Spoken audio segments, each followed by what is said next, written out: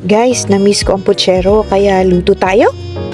Mag-init muna ako ng tubig sa kasirola para lagaan ko ng aking karne. So why guys, bakit ko siya pakukuluan muna? Kasi para matanggal yung kanyang impurities. Kaya ilulunod ko muna yung aking karne dyan sa kasirola at pakuluin.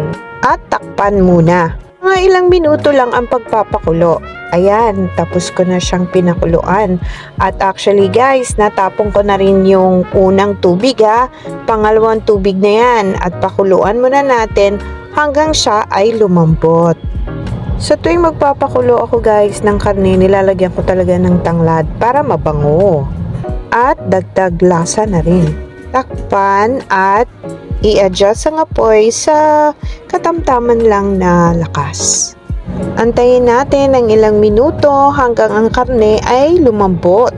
Ilagay na natin yung ibang sangkap katulad ng magic sarap, asin at pepper.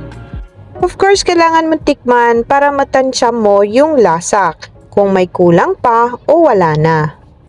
O nga pala, bago ko makalimutan, ito nga pala ang mga sangkap na kakailanganin mo para sa putsero.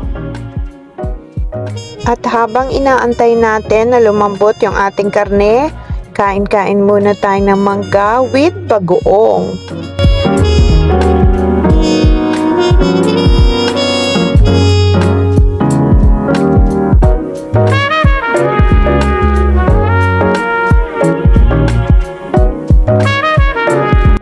Ayan tuloy guys, dahil nasarapan ako sa mangga, hindi ko na tuloy na ipakita sa inyo yung paglunod ko ng potato at saging.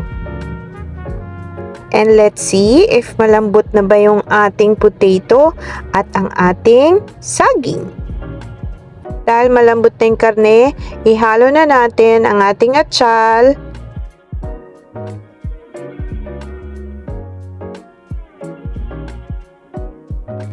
Guys, don't forget to subscribe to my YouTube channel and pa-click na rin ng notification bell para updated ka sa mga lulutuin ko. Kaya see you! Thank you! Ayan guys, luto na ang ating putsero! O maghain na tayo at nang makapaghapunan na! Bago ko makalimutan guys, don't forget to like, comment, and share. Para naman malaman ko kung meron ba akong kailangan baguhin at i-add sa mga content ko. Sarap ha? Thank you! May kanin pa sa bigyan siya daw. Lamig kayo, father! Hey! Kain muna kami, guys.